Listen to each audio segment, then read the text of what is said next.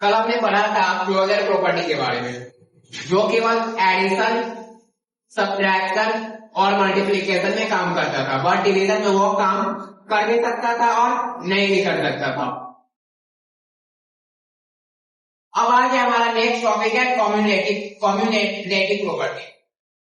Cumulative property में ए plus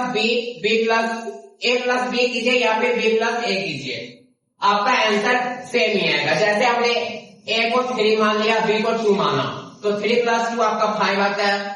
2 plus 3 उसको भी करें तब भी आपका 5 ही आता है।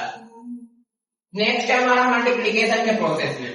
मल्टीप्लीकेशन के प्रोसेस में आप a इंटू बी कीजिए, मीन्स a को आप 3 मान लीजिए, b को 2 मान लीजिए। 3 मल्टीप्लाई 2 हमने किया 6 आया। अब इसके अंदर b को आप 2 मानिए, a को 3 मानिए, 2 मल्टीप्लाई 3 हमने किया 6 आया। तो ये आपका एडिशन और मल्टीप्लीकेशन के केस में काम करता है, बट कॉम्युलेटिव प्रॉपर्टी आपका सब्ट्रैक्शन और डिवीजन के केस में काम नहीं करता है। नेक्स्ट आता है आपका एसोसिएशन प्रॉपर्टी। एसोसिएशन प्रॉपर्टी जो है वो आपका एडिशन के केस में काम करेगा। जैसे हमने a under bracket b plus c माना, RHS में हमने ले लिया under bracket a plus b plus c। यहाँ पे हमने a का वैल्यू 3 लिया, b का वैल्यू 2 और c का वैल्यू 3 लिया। तीनों ये सारे को आप एडिशन कीजिएगा, सेम आएगा। इधर भी आप एडिशन कीजिएगा, RHS में आपका आंसर सेम ही आएगा।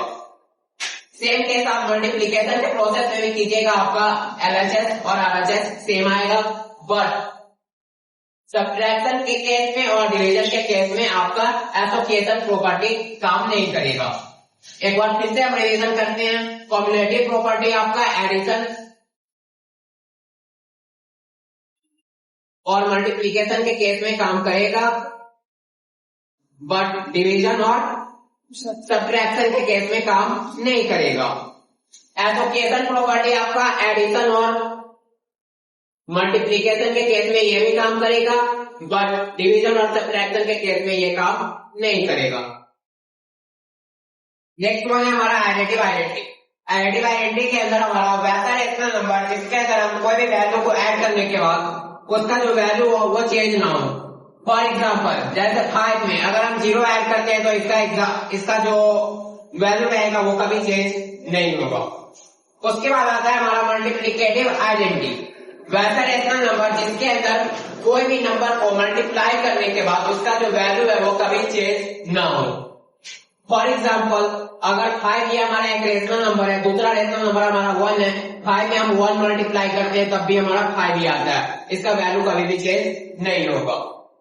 फिर आता है हमारा एडिटिव इनवर्स। एडिटिव इनवर्स के अंदर आपका साइन केवल चेंज हो जाएगा। अगर प्लस में है तो वो माइनस में चल जाएगा, माइनस है तो प्लस में चला जाएगा। नेक्स्ट है हमारा मल्टीप्लिकेटिव इनवर्स। मल्टीप्लिकेटिव इनवर्स के अंदर आपका जैसे 3/5 है तो वो 5/3 हो जाएगा। मीन्स अगर आपका न्यूमरेटर ऊपर है, डिनोमिनेटर नीचे है, तो मल्टीप्लिकेटिव इनवर्स के अंदर आपका डिनोमिनेटर ऊपर चला जाएगा और न्यूमरेटर नीचे आ जाएगा।